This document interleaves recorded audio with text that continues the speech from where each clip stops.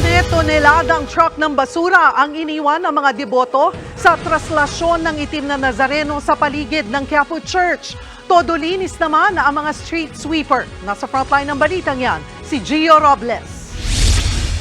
Halos wala nang natira sa mga tanim sa Center Island na ito sa kahabaan ng Quezon Boulevard sa tapat ng Quiapo Church. Nasira ang mga halaman matapos tapakan ng mga deboto na nakipagsiksikan sa Traslasyon 2024. Maging mga basura nagkalat mula sa mga bote ng plastic, styro at pinagbalutan ng pinagkainan ng mga deboto. Sunod-sunod ang pagdating ng mga truck na naghahakot ng basura.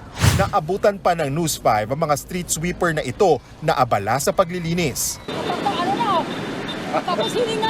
Halos maligo na sila sa pawis matapos umabot daw sa 2 kilometro ang winalis nila o mula Quiapo Church hanggang Padre Campa Street.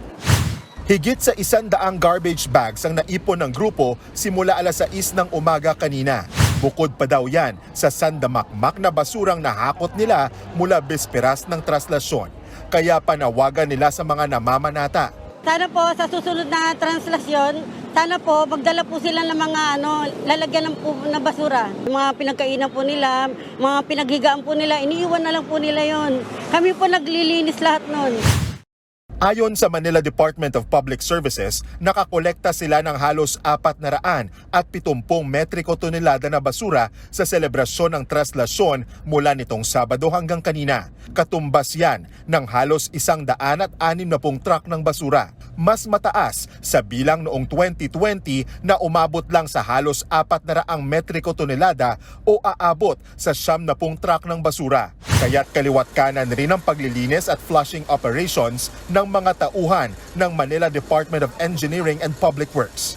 Inisa-isang pasadahan ng mga kawani ang Plaza Miranda, bahagi ng Quezon Boulevard at sa kahabaan ng Villalobos Street papasok ng Quiapo Church. Balik na rin sa dati nilang mga pwesto ang mga street vendors sa paligid ng Quiapo Church. Maging ang simbahan, balik operasyon na rin na patuloy na dinadayo ng mga nagsisimba kaninang umaga. Ang ilang deboto ngayong araw pinili magsimba gaya ni Mel na aminadong hindi na ganun kalakas ang pangangatawan kumpara noong mas bata-bata pa siya.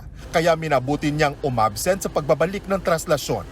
Ngayon na lang po ako lumapit talaga. Kumbaga pakiramdam ko sa sarili ko baka hindi ko kayanin eh. Si Lilia naman, hindi nakaabot sa traslasyon. Ikinagulat daw niya na mabilis natapos ang tradisyonal na prosesyon sa itim na Nazareno.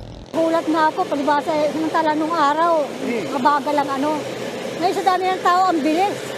Gayunpaman, hindi naman daw siya dismayado.